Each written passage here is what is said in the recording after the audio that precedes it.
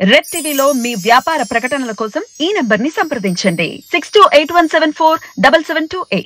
Hello guys, welcome to our channel. This is Teja. ప్రస్తుతం మనతో పాటు సీనియర్ జర్నలిస్ట్ దాము బాలాజీ గారు. నమస్తే సార్. సో కవితను అరెస్ట్ చేసిన తర్వాత రీసెంట్గా రిమాండ్ రిపోర్ట్ అయితే బయటకు రావడం జరిగింది. సో ఆ రిపోర్ట్లో చాలా సంచలనమైన విషయాలు ఉన్నాయని చెప్పేసి అంటున్నారు. అలాగే ప్రధాన దోషిగా కూడా కవితనే ఉన్నట్లు కూడా చెప్తా ఉన్నారు. సో ఇది ఎంతవరకు వాస్తవం అనొచ్చు? ఇప్పటి వరకు మనకేందంటే కవిత లిక్కర్ స్కామ్ గురించి, అంటే ఢిల్లీ లిక్కర్ స్కామ్ అంటారు, దీన్ని లిక్కర్ గేట్ అని కూడా పిలుస్తారు. సో ఈ లిక్కర్ స్కామ్ గురించి మామూలుగా రిపోర్ట్లు రావడమే కానీ ఈడీ కవిత విషయంలో క్లియర్గా ఏం చెప్తుంది అనేది ఇప్పటివరకు బయట రాలేదు. నిన్న వాళ్ళు ఇచ్చిన రిమాండ్ రిపోర్ట్ కాదు, యాక్చువల్గా దాని పేరు వచ్చి కస్టడీ రిపోర్ట్, కస్టడీ పిటిషన్. అది అంటే కస్టడీ పిటిషన్, కస్టడీకి ఇవ్వండి మాకు అని అడగడానికి ఈడీ రౌస్ అవెన్యూ కోర్టులో వేసిన పిటిషన్ని కస్టడీ పిటిషన్ అంటారు. ఈ కస్టడీ పిటిషన్ 14 పేజీలు ఉంది. ఈ 14 పేజీల్లో డీటెయిల్గా కవిత రోల్ ఏంటనేది ఎస్టాబ్లిష్ చేశారు వాళ్ళు. సో ఇది ఇప్పుడు సంచలనం సృష్టిస్తుంది. ఈ రిపోర్ట్ బయటకు వచ్చింది, మీడియాకు వచ్చింది, నేను కూడా చూశాను ఆ రిపోర్ట్ని. ఈ 14 రిపోర్ట్లో వాళ్ళు ఏం చేశారంటే 14 పేజీల రిపోర్ట్లో క్రానాలజికల్ ఆర్డర్గా ఎలా జరిగింది అనేది కవిత రోల్ వరకే ఎస్టాబ్లిష్ చేసుకుంటూ వచ్చారనమాట. సో కవిత ఎట్లట్లా ఇన్వాల్వ్ అయింది, ఏ ఫేజ్లో ఏం జరిగింది అనేది వాళ్ళు డీటెయిల్గా క్రానాలజికల్ ఆర్డర్లో చెప్పుకుంటూ వచ్చారు. ఇది బేసిక్గా ఏంటంటే 2021-22కు ఢిల్లీ ఎక్సైజ్ పాలసీ కొత్తది ప్రవేశపెట్టారు. అప్పటి వరకు ఢిల్లీలో ఉన్న లిక్కర్ అవుట్లెట్స్ అన్నీ కూడా గవర్నమెంట్ నడిపేది, అప్పుడు ప్రైవేటైజ్ చేశారు. ఈ ప్రైవేటైజ్ చేయడానికి కవితని పూనుకొని ఢిల్లీలో కేజ్రీవాల్ని కలిసి ఢిల్లీకి ఆయనకి ఏం చెప్పిందంటే, మీరు కానీ ఇలాగా ఒక కొత్త పాలసీని పెట్టి ప్రైవేటైజ్ చేసి అది మాకు కానీ ఇస్తే నేను మీకు 100 కోట్లు ఇస్తాను అనేది ఆమె ఆఫర్ చేసిందని చెప్తున్నారు. దాంతో కేజ్రీవాల్ ఓకే చేసి ఆ మిషన్ని చూడమని దాని ఎక్సైజ్ మినిస్టర్ అయిన తర్వాత డిప్యూటీ సీఎం అయిన మనీష్ సిసోడియాకి అప్పగించాడు.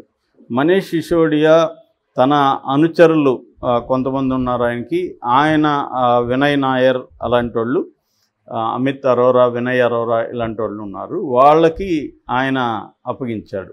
సో వాళ్ళ ద్వారా కవిత ఏం చేసిందంటే ఆల్రెడీ లిక్కర్లో వ్యాపారంలో ఉన్న వాళ్ళని పట్టుకునింది. ఆమెకు ఆల్రెడీ పరిచయాలు ఉన్నవాళ్ళు. అందులో ఎవరంటే శరత్ చంద్రారెడ్డి, అరబిందో ఫార్మా, తర్వాత మాగుంట శ్రీనివాసులు రెడ్డి, వాళ్ళ కొడుకు మాగుంట రాఘవరెడ్డి, తర్వాత కవితకి దగ్గరగా ఉన్నవాళ్ళు కొంతమంది ఉన్నారు. కవితకు బినామీగా ఉన్న అరుణ్ రామచంద్ర పిల్లై, అశోక్ బోయినపల్లి, వి శ్రీనివాస్ వచ్చి కవితకు బంధువు కూడా అవుతారు. సో వీళ్ళని ఆర్గనైజ్ చేసింది. అట్లాగే దినోష్ అరోరా అని ఆయన అటు మనీష్ సిసోడియాకి బాగా క్లోజు, రెండోది అక్కడ హోటల్స్ అవన్నీ ఉన్నాయి ఢిల్లీలో, ఆయనకి మంచి పేరు ఉంది. సో వీళ్ళ అందరిని పట్టుకొని ఏం చేసిందంటే ఈ ప్రపోజల్ పెట్టింది, నేను మీకు ఢిల్లీ లిక్కర్ని కాంట్రాక్ట్ని మీకు ఇప్పిస్తాను, మీరు నాకు వాటా ఇవ్వాలని. ఇండో స్పిరిట్ అనే కంపెనీలో వాటా ఈమెమి డబ్బులు పెట్టకుండానే 33%, ఎగ్జాక్ట్గా చెప్పాలంటే 32.5% వాటా కవితకి ఇచ్చారు. అయితే కవిత తన పేరుతో కాకుండా అరుణ్ రామచంద్ర పిల్లై పేరుతో ఆ వాటాని ఉంచింది. అరుణ్ రామచంద్ర పిల్లై కవిత తరపున బినామీగా పనిచేశాడు. సో ఈ వాటా తీసుకున్న తర్వాత లిక్కర్ పాలసీని ఎలా రూపొందించాలని చెప్పడానికి తన పిఏగా, తన సిఏగా అంటే చార్టర్డ్ అకౌంటెంట్గా ఉన్న గోరంట్ల బుచ్చిబాబుకు అప్పగించింది. ఈ గోరంట్ల బుచ్చిబాబు ఢిల్లీ వెళ్ళి మాట్లాడాడు. సో అక్కడ విజయ్ నాయర్ అని ఈయన ఎవరు మనీష్ సిసోడియా అనుచరుడు, అతన్ని అనుసంధానకర్తగా పెట్టారు. విజయ్ నాయర్, బుచ్చిబాబు వీళ్ళు కలిసి ఢిల్లీలో ఈ లిక్కర్ పాలసీ ఎలా ఉండాలనే డిజైన్ చేశారు. ఆ లిక్కర్ పాలసీ ఏంటంటే మొత్తం 32 జోన్లుగా డివైడ్ చేశారు, 839 అవుట్లెట్స్గా పెట్టారు. ఇందులో నైట్ అంతా అమ్ముకోవచ్చు, ఎర్లీ మార్నింగ్ 3 గంటల వరకు, తెల్లవారుజామున 3 వరకు షాపులు ఓపెన్ చేసుకోవచ్చు. తర్వాత అనేక సూపర్ మార్కెట్లలో కూడా అమ్ముకోవచ్చు. అట్లాగే హోమ్ డెలివరీ కూడా స్విగ్గీ జొమాటో లాగా హోమ్ డెలివరీ కూడా చేయొచ్చు. అట్లాగే ఎంఆర్పికి కట్టుబడి ఉండాల్సిన అవసరం లేదు, మీరు తగ్గించుకోవచ్చు, ఎక్కువ పెంచుకోవచ్చు. తర్వాత ఓవరాల్గా హోల్సేల్లో 12% లాభాల వాటాను 12% పెంచారు. సో ఇవన్నీ కూడా వీళ్ళకి అనుకూలంగా వీళ్ళే డ్రాఫ్ట్ చేసుకున్నారు, మొత్తం పాలసీని డిజైన్ చేసుకున్నారు. దీన్ని సౌత్ లాబీ అంటున్నారు. సౌత్ లాబీకి కింగ్ పిన్ కవితనే అనేది చెప్తున్నారు. ఇది ఫస్ట్ ఫేజ్.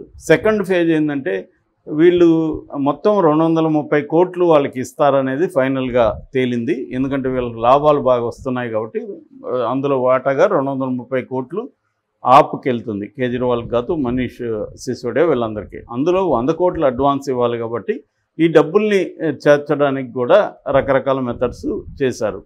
ఒకటేమో నేను నిన్న చెప్పినట్టుగా కనికా రెడ్డి కనికా టెక్రివాల్ అలియాస్ కనికారెడ్డి, శరత్ చంద్రారెడ్డి వాళ్ళ భార్య, సెకండ్ వైఫ్. ఆమెకు ఒక జెట్ సెట్ గో అనే ఫ్లైట్స్ ఉన్నాయి, ప్రైవేట్ ఫ్లైట్. దాని ద్వారా ఒక 30 కోట్ల వరకు పంపించారని, ఇంకొక 30 కోట్లు అభిషేక్ బోయినపల్లి కవిత అనుచరుడు అతను తీసుకొని ఢిల్లీలో వినోద్ చౌహాన్ అనే వ్యక్తికి ఇచ్చారని, వినోద్ చౌహాన్ దాన్ని హవాలా ద్వారా గోవా పంపించాడని, గోవాలో ఆపు ఎన్నికల కోసం ఆ డబ్బులు ఖర్చు పెట్టారనేది కూడా ఈడీ దీంట్లో చెప్తుందన్నమాట. సో ఇంకొక కొంత డబ్బులేమో 2 బ్యాగుల్లో నారాయణ్ తోడాపూర్ అనే ఏరియాలో ఈ వినోద్ చౌహానే ఇచ్చాడని చెప్తున్నారు. సో ఇలాగా అశోక్ బోయినపల్లి, ఈ అరుణ్ రామచంద్ర పిల్లై వీళ్ళంతా కలిసి ఈ డబ్బులు ఇచ్చారు. సో 100 కోట్ల వరకు అయితే ఆపుకు చేరిపోయింది. దీని ద్వారా కవిత సంపాదించిన డబ్బులు 192 కోట్ల 80 లక్షలని కూడా ఈ కస్టడీ పిటిషన్లో ఈడీ పేర్కొనింది. అంటే కవితకు ఆదాయం 192 కోట్ల 80 లక్షలు వచ్చింది. అయితే ఇదేం జరిగిందంటే అక్కడ నరేష్ కుమార్ అని సిఎస్ అంటాం కదా, చీఫ్ సెక్రటరీ సెంట్రల్ గవర్నమెంట్ ఆధ్వర్యంలో పనిచేస్తాడు ఢిల్లీలో. సో ఆ చీఫ్ సెక్రటరీ దీని మీద ఒక నివేదికని సబ్మిట్ చేశాడు సక్సేనా అని లెఫ్టినెంట్ గవర్నర్కి. ఆ నివేదిక ఆధారంగా సక్సేనా సిబిఐకి ఆదేశాలు జారీ చేశారు. సిబిఐ రంగంలోకి దిగింది. రంగంలోకి దిగ్గగానే మనీష్ సిసోడియా ఏం చేశాడంటే ఈ మొత్తం పాలసీనే రద్దు చేసేసాడు. ఎందుకంటే తాము అనుకున్న 9,500 కోట్ల లాభాలు వస్తాయని పాలసీ పెట్టాము, కానీ డబ్బులు రావట్లేదని చెప్పి అతను క్లోజ్ చేసేసాడు.